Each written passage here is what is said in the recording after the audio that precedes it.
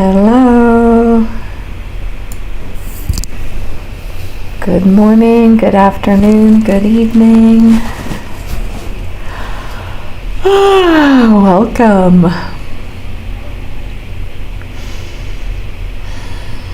On this Friday afternoon for some of you, for me.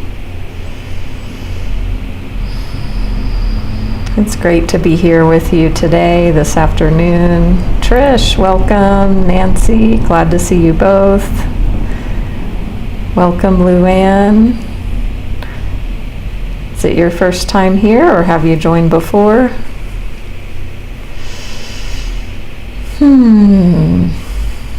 Always grateful and appreciative to be here with everybody in Insight Timer, as always. Andrea, welcome. So if you're here for the 500th or first time or anywhere in between, I'm so happy to be with you. In a few months will be my 5 years anniversary of teaching live streams here on Insight Timer. And we will have, of course, a special live stream for then and a giveaway. But that's in a few months, April. So many of you have been with me almost that whole time, and I'm so grateful. If you are new to me, as Luann and maybe some others here, I'm Natalie, spiritual life coach and Reiki master teacher. And today we're going to be looking at when healing becomes a loop instead of a path forward as a topic for our live stream today. So I know many of you join because you follow me, and maybe some of you are here because the topic piqued your interest. So yeah, you're all welcome.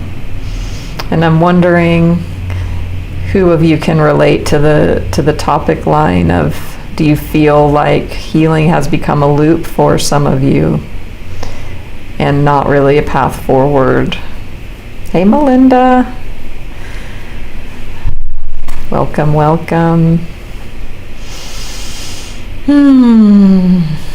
So we'll give a few minutes for people to trickle in, and we will, dive in more. So if you do care to follow me, I would appreciate that, and thank you for all those who do.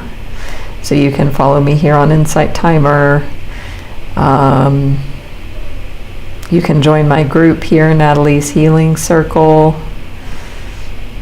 And that's a place where we can stay in touch. I make announcements. When I do giveaways, I announce the winner there, announce when I have new meditations available, things like that. I know most of you are in the group. And I've also got lots of meditations here on Insight Timer. So please give those a listen and a rating if you enjoy it. I've got a couple new ones. I'll post them here. They only allow you to post the premium ones, so I can't post the free tracks, but one of my new premium tracks, Set Yourself Free from the Past, Forgive, Love, and Let Go.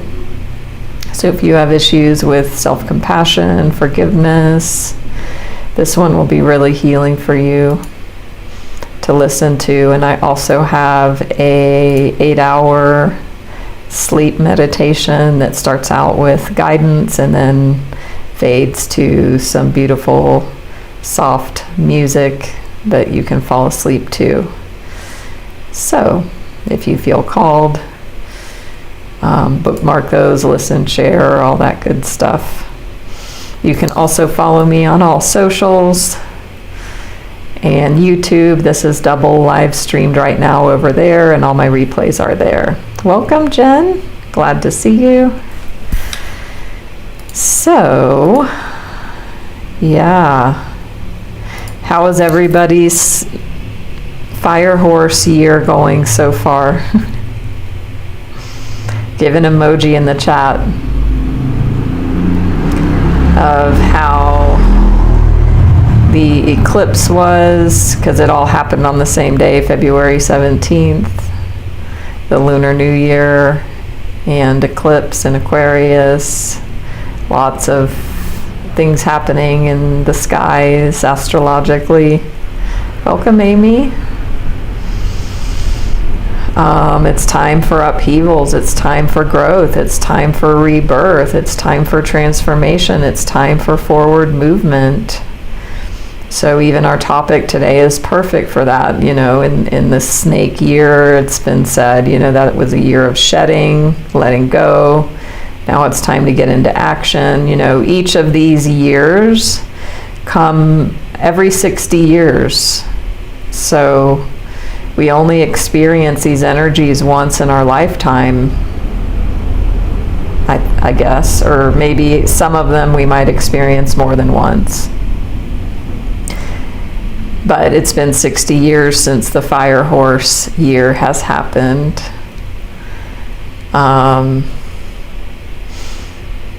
So, you know, and that coupled with the eclipse, you know, changes the energy a bit. But yeah, if you felt like you've been in a loop, if you felt like you've been stuck in your healing journey or your process, you know, it makes sense given if we look at this through the context of these Lunar New Years. So it doesn't mean automatically on February 17th that it's like, okay, here we go. Although some of you may have experienced that way. But what we want to look at, and I feel like this topic is really relevant to those of us who are in Insight Timer, because this app is going to appeal to a certain type of person. You know, a person who values meditation, a person who values spiritual growth and awakening, a person who values introspection, energy healing, multidimensionality, personal development, self-help, self-development, personal growth, transformation. So the danger is that this paradigm can become kind of a loop, where it can be easy to just get stuck in a process of I'm continually trying to better myself. And then we start to see ourselves as projects to work on, to be fixed. And it's not that it's not like it's either or, because if you have had, how many of you have had an awakening?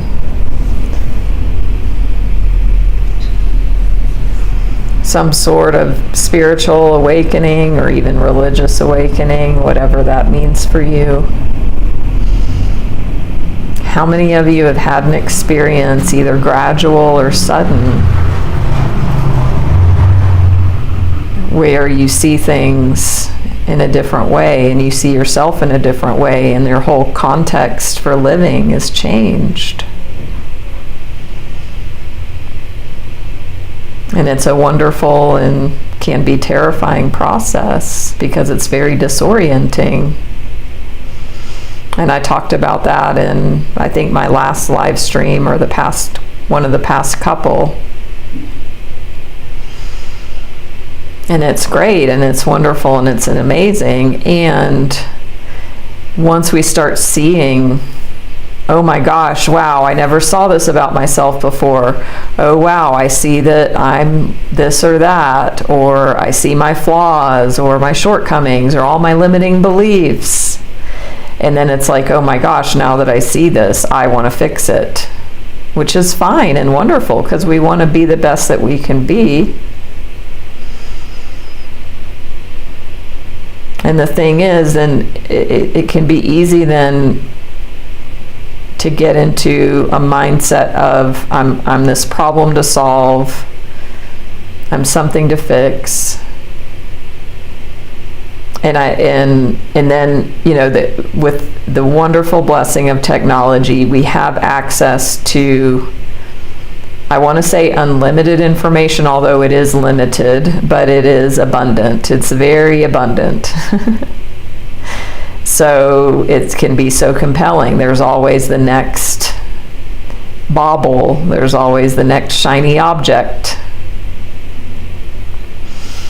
And it's all wonderful and helpful. It's just, what is your stance that you're taking? What is your internal stance in which you're seeing yourself in? It's like, oh my God, now I've got to work on this, or oh, I need to do, you know, this clearing because I saw this, or I need to do inner child healing. I need to, you know, read this book, and I want to be a Reiki practitioner so then I can heal. Like, and it's all wonderful, and I am all those things. So it's not really about the what. It's about this deeper layer of how are you relating to yourself once you've started awakening.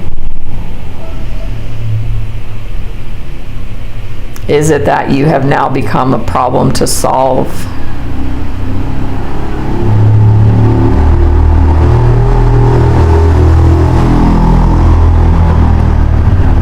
And once this awakening occurs, and you start working on yourself and healing and doing all the deep, wonderful work. And I mean, I do this for a living, so I'm totally for it. And there can be this place where people can get into a loop of, there's always the next thing and the next thing and the next thing. And then people can use it as an excuse to just stay in this healing cycle and not taking any action outside of that. Can anyone relate? Give an emoji or a heart.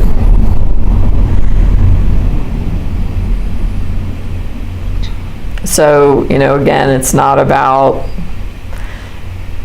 having to rush healing or hurry or stop.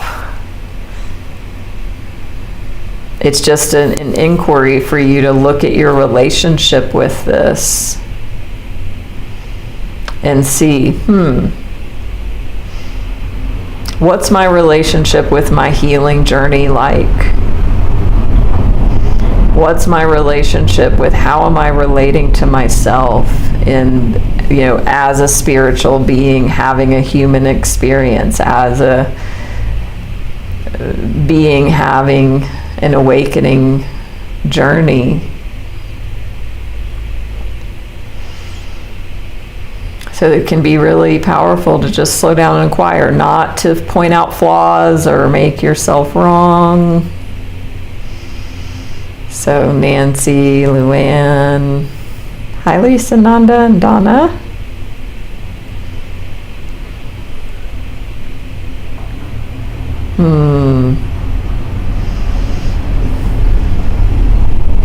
Yeah, and I love that you brought this idea up about meditation, because that can be a wonderful place for people to see how they're relating to their self and their journey.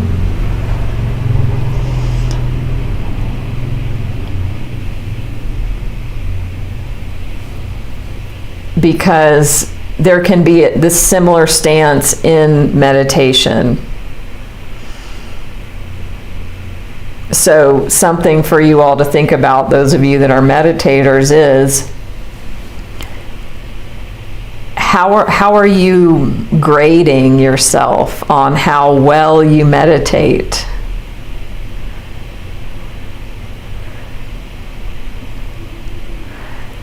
Are you satisfied with your progress in your meditation practice?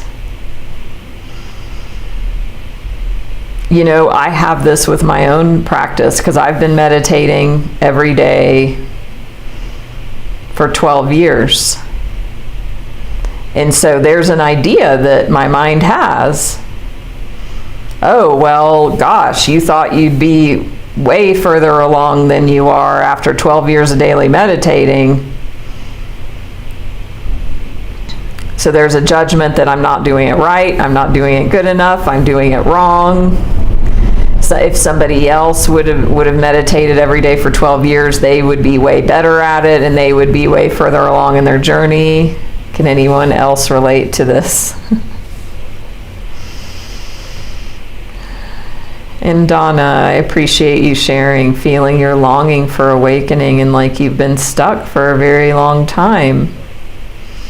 Over 12 months, and you're scared of change. I mean, thank you for being brave to voice that into the room, into our space here. Yeah.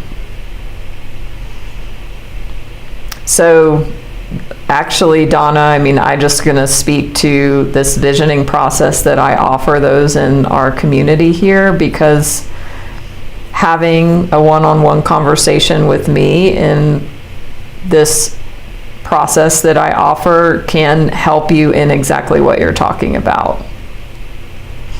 So for those who don't know, I offer this as a gift to those in the community who haven't had a session with me before.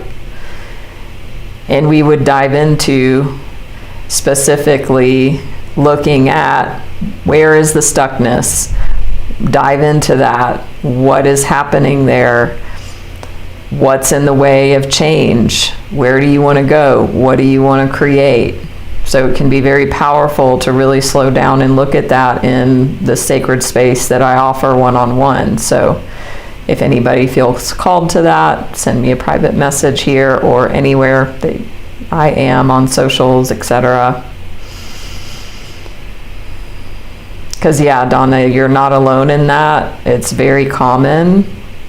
And sometimes, having facilitation, a safe space, a safe person that's in the same context, especially spiritually, can really help to shift and start shifting things, getting out of that stuck place.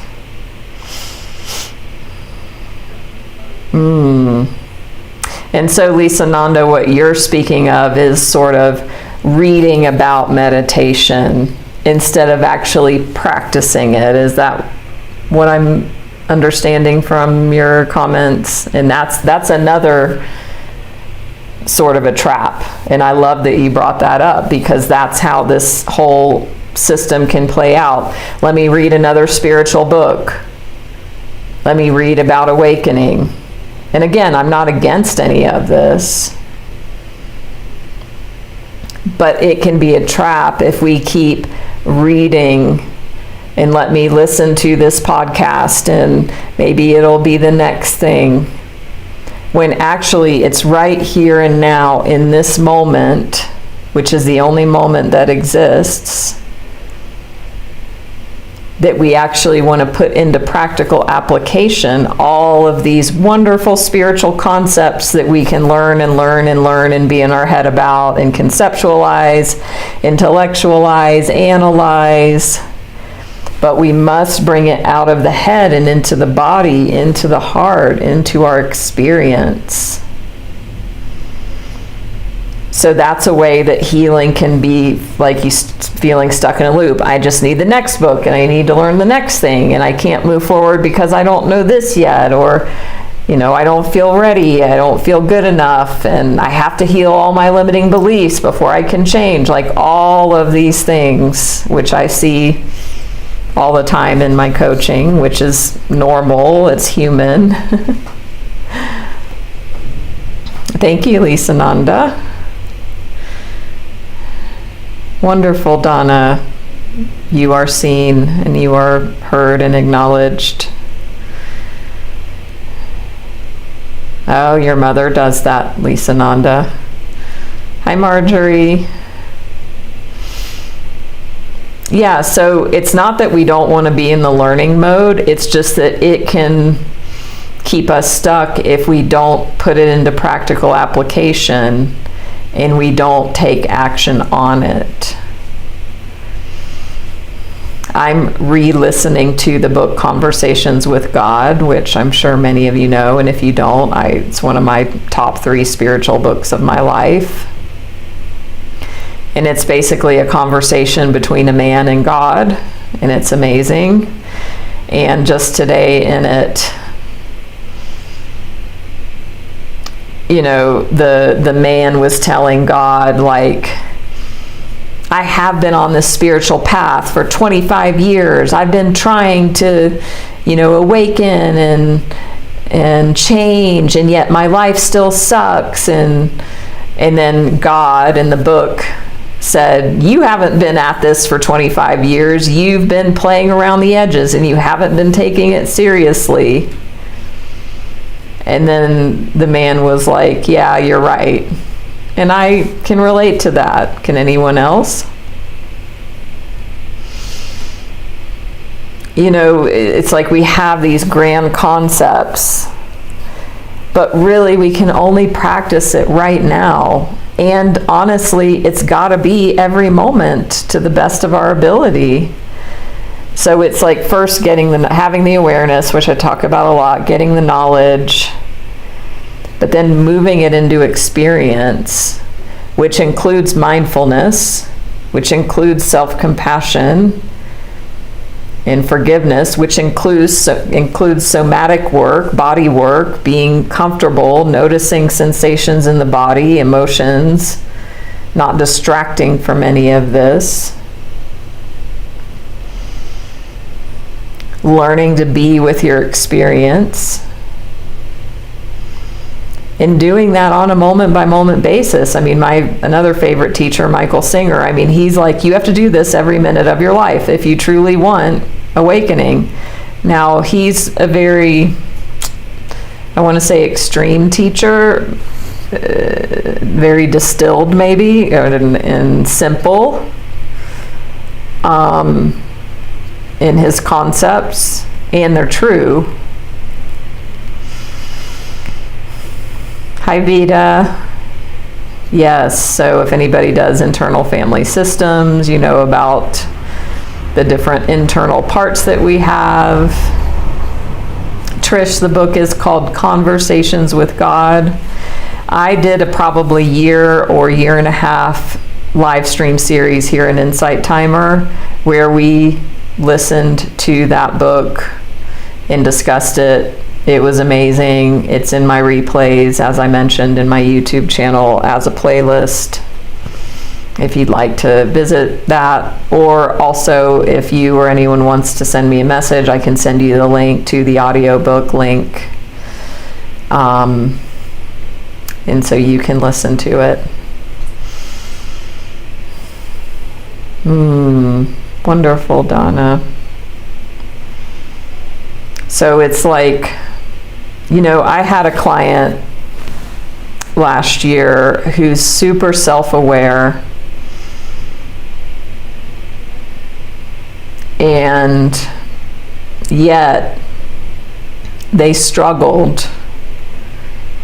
You know, I mean, they could probably be a teacher on here and talk at this level, and I mean, I'm sure many of you could, but like they knew so many things, they read so many things and knew, but yet where I saw the gap for them was that in the moment of the trigger or in the difficult moment, they were not able, it was either an ability or a willingness or a capability to actually practice when it was difficult. So they knew all the things, but to bring it into that moment experience, you know, I mean, that's the journey, and it's not easy all the time, especially if we've had childhood trauma and all of that wonderful stuff. Wonderful, Lisa Nanda. Thank you for joining and saying hello and participating. Totally, Vida. I mean, it's a very short distance, but it's also can be very long. So, you know, some of you may be frustrated. You may feel like, why aren't I further along? And, you know, like I was saying about my meditation journey, and I still have that judgment.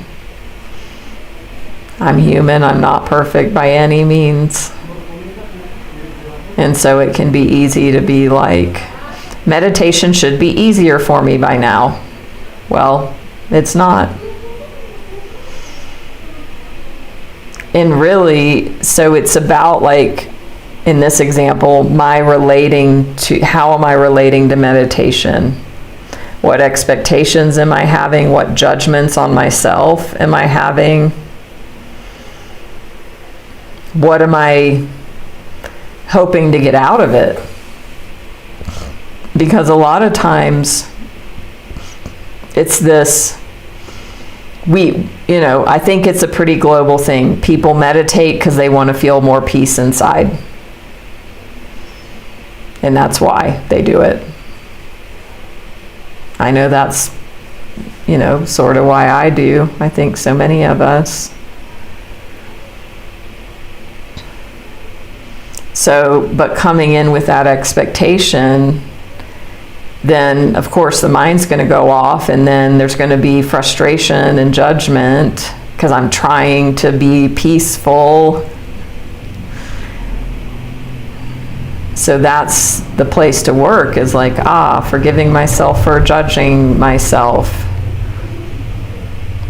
Patience, compassion, presence, all of the wonderful things.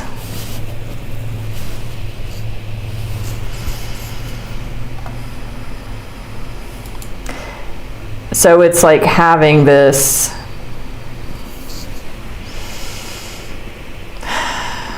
how many of you can relate to having your spiritual awakening, and at first it's like, and you're on a pink cloud, and everything's new and amazing, and you're learning about all this cool stuff like 444 and energy and chakras and auras and colors and 5D and angels.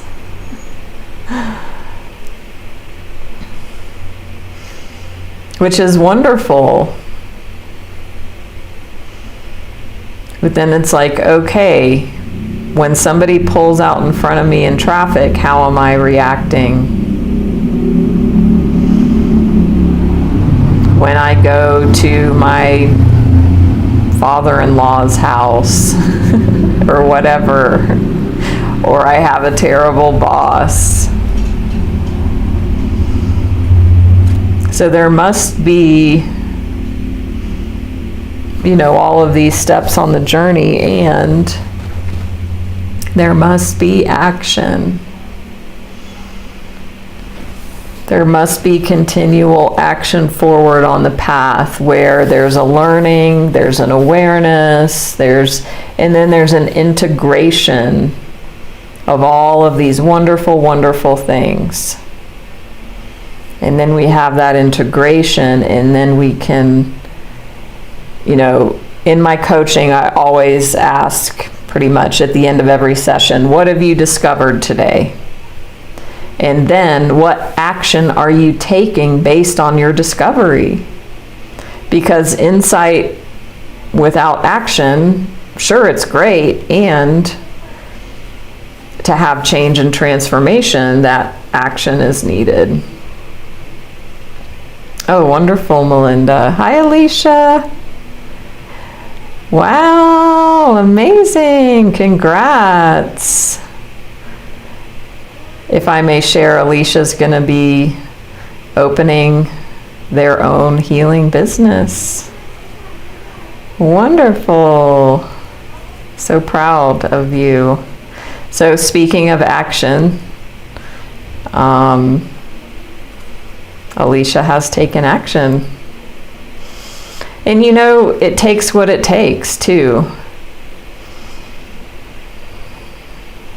So we don't want to this isn't about making ourselves wrong for where we are on the journey, or that we're not good enough, or, I've wasted too much time. We don't want to go there with this, with this, if healing has become a loop instead of a path forward. It's just about an acknowledgement.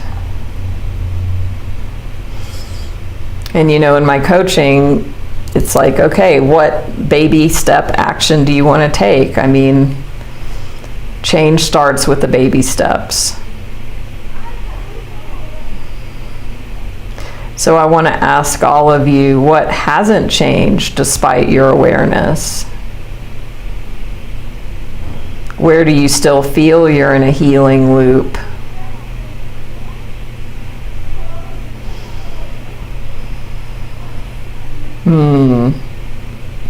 Melinda, feeling like you've integrated and the things you've learned, and feeling like you're in a loop sometimes. It's not black and white. And sometimes it might be, feeling stagnancy for a while, and then all of a sudden, huge momentum. So we don't want to oversimplify the journey either. I just want to normalize it.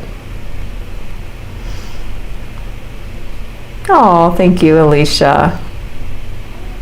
Appreciate that. Wonderful. I talk often about my life coaching journey because it was so transformational. And it's just like, you are where you are right now. And it's good to have these awarenesses and insights as information. It was maybe 6 years ago now that I had a huge transformation. It was in helping others in the 12-step program that I'm in. And it happened in the middle of COVID, and, it was a perfect storm. And I finally understood what it meant to be of service to others and to feel like I was useful and that I had value and something to offer others. And this came about just due to my willingness to say yes to an opportunity that I had said no to many times before. Somebody wanted to take me through the 12-step process, which I'd done before, but not in this specific way. And so I resisted it because I thought I knew it. And then I opened a possibility and had some humility and willingness, and this process changed my life. So I wasn't looking for anything at that point. I mean, I'm always on a path, but I wasn't actively seeking. And after about 6 months, I remember just having this clear feeling and thought, like, I wish I could get paid to help people like this. I wish I could get paid to do this 12-step work that I'm doing, that I'm loving so much.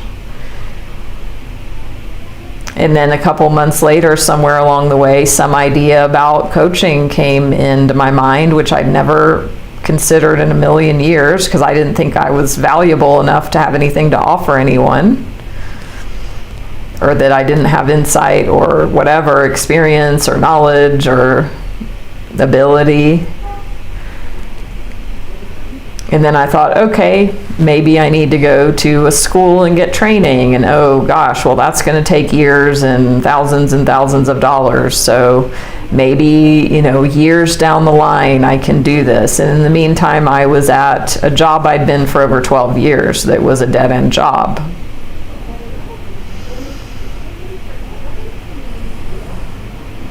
So it was like, at that moment, I wasn't ready. Time had to happen. The journey had to unfold in the way that it was. And as most of you know that have heard me talk about this before, as I do often, at the end of that year, at the end of 2020, my job said, if you don't move back to the US, you don't have a job anymore. And I'd lived overseas for 8 years. So, and because of synchronicities and timing and magic and miracles and all the things, at that moment I was ready to do coaching. But it came at the perfect time. And I was ready when it happened. Although I didn't feel ready, I took the action anyway, even though it was scary. And even though I didn't know the path forward.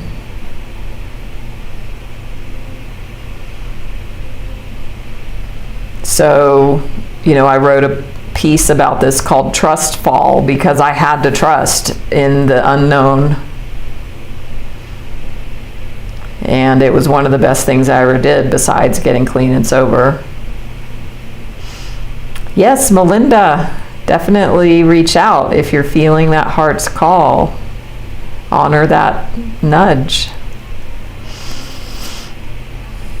And Chelsea, wonderful, 11 years, friend of Bill, yay. I was just actually today reading a letter from the founder of AA to Carl Jung. Carl Jung played a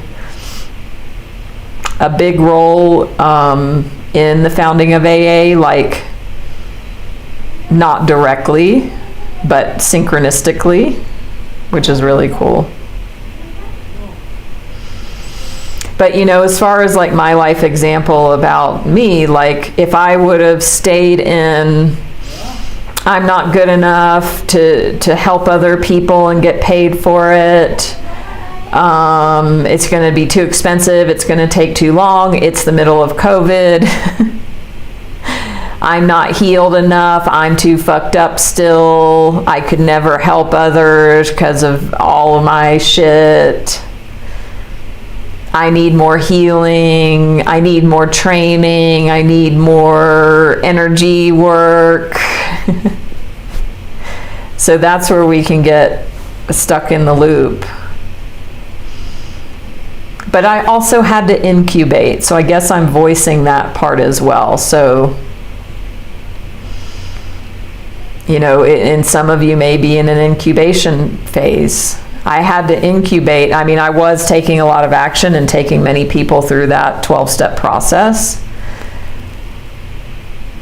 which was, it was a lot of action. And I enrolled many, many, many people and asked them if they wanted to do the process.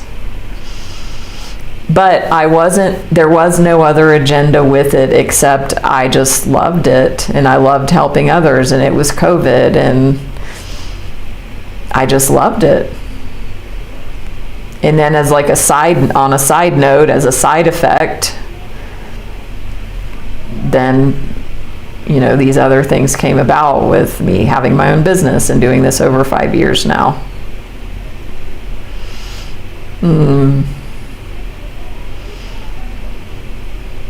Amy, I hear you.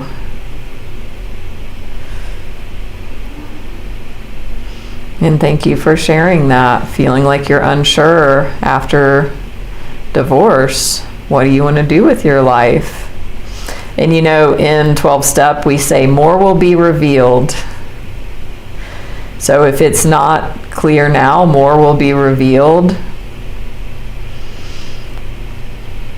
And so, some of you may be in a time of like total introspection, total deep healing, not a lot of forward movement. But if you're feeling like you've been you're in a loop and it's been that way too long and your soul is nudging you, it's time to move forward.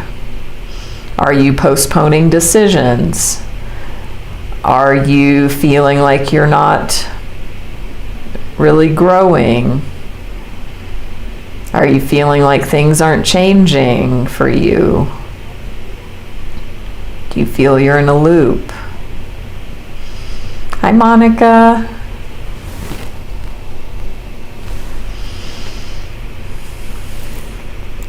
Jen, I'm reading your comment.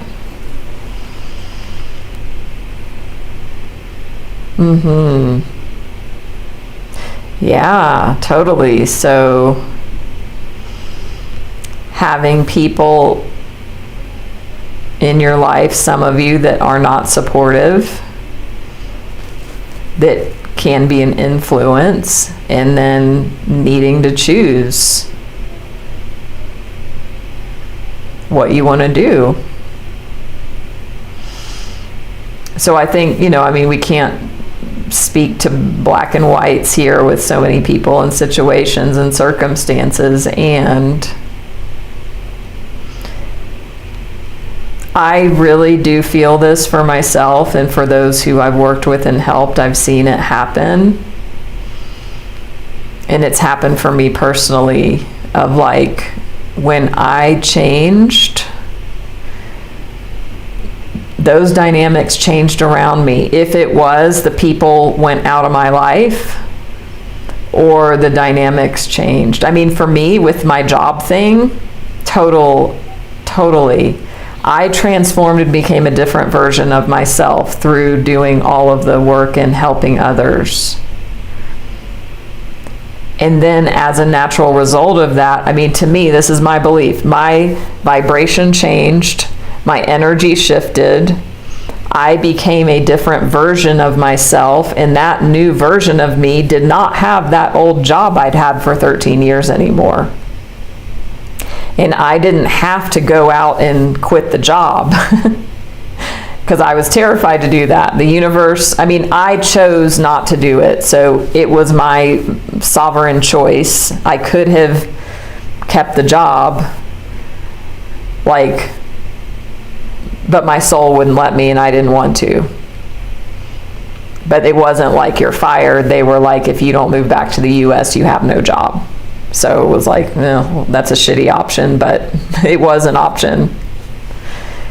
And so as I dramatically changed, the job got removed. Well, I chose not to continue when that came up.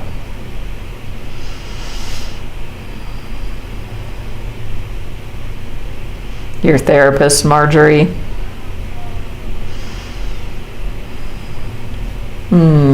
Yeah, Donna, and the unknown can be scary. For me, the job thing, it was a total unknown, and it was in the middle of COVID. And I had $2,000 to my name. So I was not prepared, and there was no severance, and there was no unemployment. So I was totally forced into the unknown. Well, I chose to, as I said. It wasn't forced. It felt forced.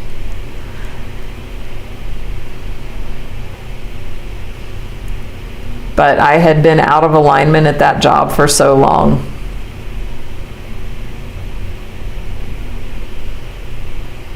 My soul had been screaming for 5 years, get the fuck out. But I was terrified. I was terrified because I had this amazing life. I worked online. I lived wherever I wanted for 8.5 years. And my paradigm was, this is the only job I'll ever be able to have that will give me this freedom and this money and this flexibility for me to live wherever I want all over the world. I don't have a degree. I don't have certifications or, those whatever, tons of marketable specific skills in that way. So I had to hold on to that job for dear life, no matter how I felt about it, no matter how I hated it more and more every day. But it was like this pressure cooker inside that just kept building over the years. And I just, I had to do it to keep my lifestyle. And it just became a shit show of energetically and in my head.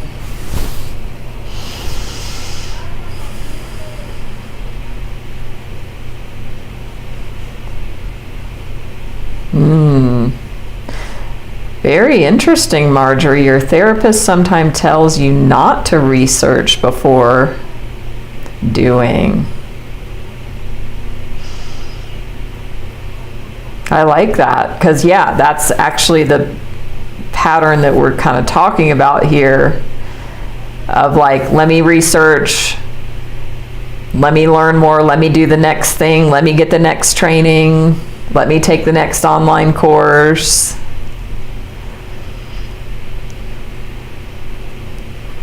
Before I take any action. And yeah, that's a great question. I mean, I think noticing all of this is helpful, a helpful first step. And, you know, the action is going to be different for everybody, and everybody's going to be in a different place in their lives with it. So like, you know, this example I'm giving, you know, if that call, because it was like a call with my job where they told me that news, like if that would have happened even a month before, it might have been a totally different outcome.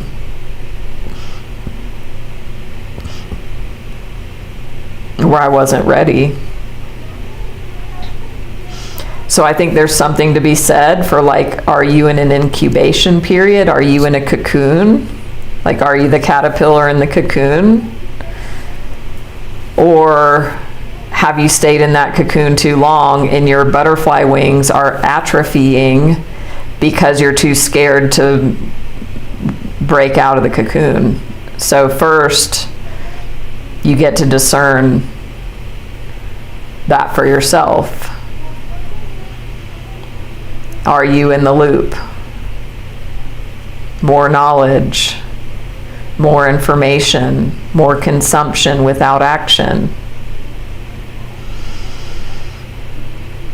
And if you know that that's you, I mean, first having the intention and the noticing, the awareness first, then the intention.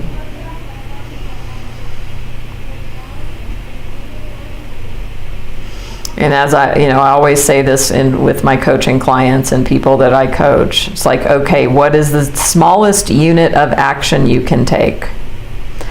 So say somebody wants to lose 20 pounds. I'll just give a random example.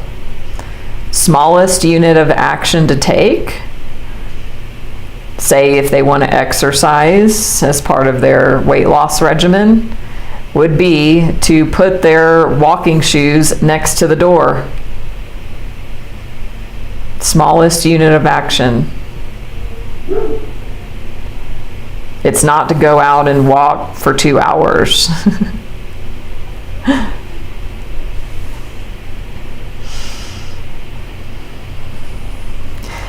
And, too, it can depend on, there's so many different dynamics. I mean, if change was easy, we'd all already be totally changed and finished. But it never ends, that's the thing. And I always remind people of this as well, of like, we never are going to arrive. So that can be part of the issue with this loop as well. It's like, after I do this, then I'll be healed, and then everything will be wonderful. I was just telling a client yesterday or the day before, like, these are the good old days. Yeah, my client who's on this wonderful vacation with their family, I reminded them of that. And then it made me start thinking, this is my good old days. There's always this stance of like, never enough, always improving. More money, more love, more connection, more energy, more travel, more bliss, more spiritual bliss. And it's not wrong to want more, but again, it's how are you relating to that?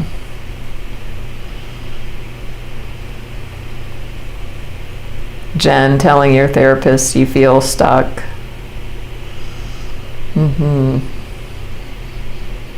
So there's a lot of layers to this. It's not a one and done. So if this resonates with you, and as I said, if you haven't had a gifted session with me before and you feel the heart's call to reach out, we can talk about your specifics one-on-one in my visioning process that I offer.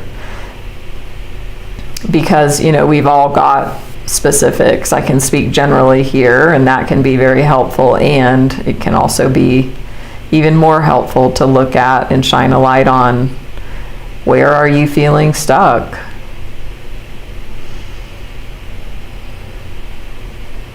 And what do you really want, Top 5 regret of the dying. Number 1, I wish I would have lived a life true to me rather than a life other people expected of me. If anybody's living that, here is your,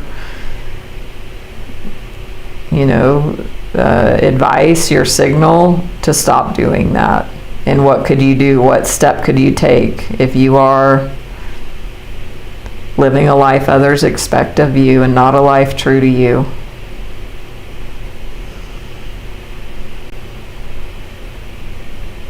I mean, if I lived a life others expected of me, oh my God, I don't even want to think about it. I would still be married, which my ex-husband is we're soulmates, he's a wonderful man, but, we're not married anymore, and that's its own story.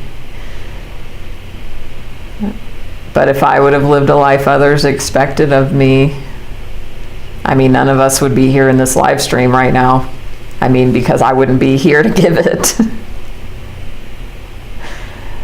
And not to say, of course, whatever, you don't have to divorce and move across the world like I did, but we all have our path, and that's going to be different for everyone.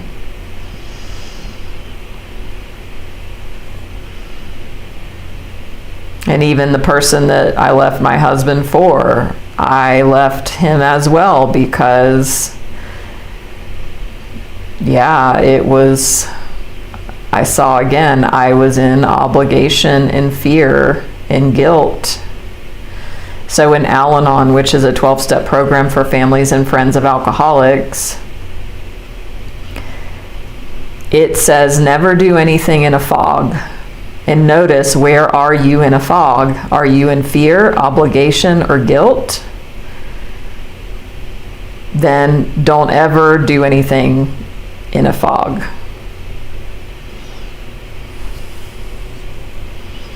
Wonderful, Monica. Cleaning and clearing clutter can be so powerful. So Marjorie asked, switching into action. For some of you, it might be looking at, where am I operating in a fog? Where am I doing things out of fear, obligation, or guilt? And you'll know, your heart will tell you. And you don't have to do the most bold action, but there might be something there for some of you of an action to take.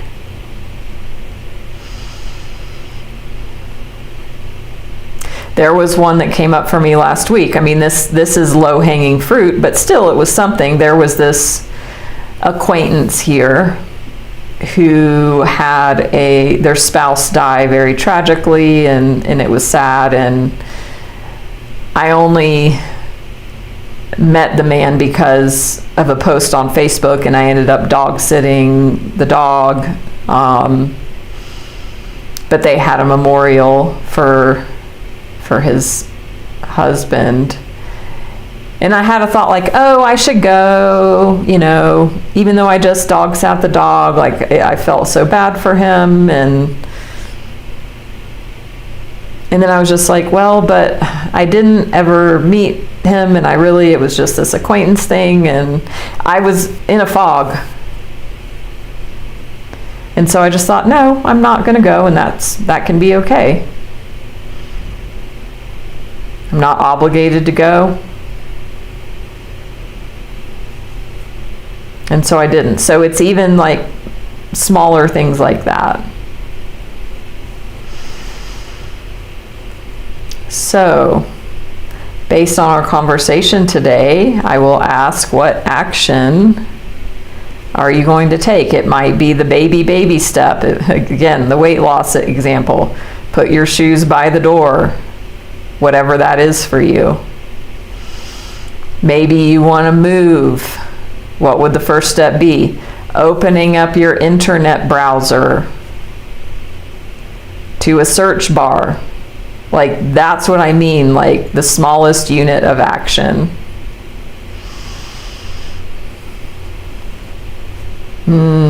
Yes, Melinda, totally. And that's another whole layer of things. Not overthinking or obsessing, ruminating, which is just a coping mechanisms our mind learned early on to feel it had control over something scary or feeling, uncontrollable about.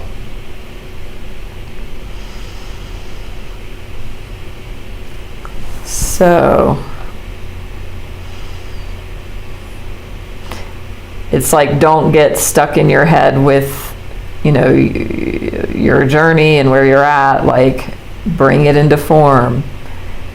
Bring it into action. If you feel you're staying stuck out of fear, indecision, and again, some of you might need that cocooning period, but some that it's past time for that. And you can't get it wrong, and you'll never get it done, as Abraham Hicks says.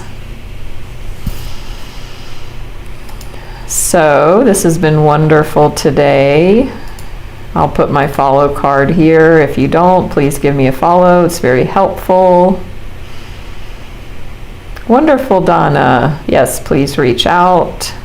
It'll be great to connect. Thank you for the donation. And if anyone else feels the heart call, I do, have a limited number of spaces for these sessions. So follow that impulse. If you care to donate, you can do so here on the screen, or there's other ways as well. And let me post my next live, which will be Sunday morning in the Western Hemisphere, and it will be 222. So we're going to get our woo-woo on. Hey, Angela, I was thinking about you and hoping everything went well this week, and thank you for your endorsement. So 222, we're going to do a special collective card reading, Reiki and ancestral clearing. So please join in. That's going to be 9:15 a.m. Eastern on 22nd, Sunday morning. Yeah, and then I've got one scheduled a few days later. So if you follow me, you'll see all that. And then I get to schedule my March live streams. If there's a topic that you want to see me cover in a live stream, please send me a message or put it in the Natalie's Healing Circle group. And I'll see about doing that. And I'm so grateful for all of you. Thank you all for joining. You are not alone. We are never alone. It's impossible to be alone, although we may feel it. Thank you all. Much love to you, and I will see you all soon. Bye-bye. Oh, I'm just seeing. Thank you, Melinda, Virginia, donations, Monica, Amy, thank you. See you soon.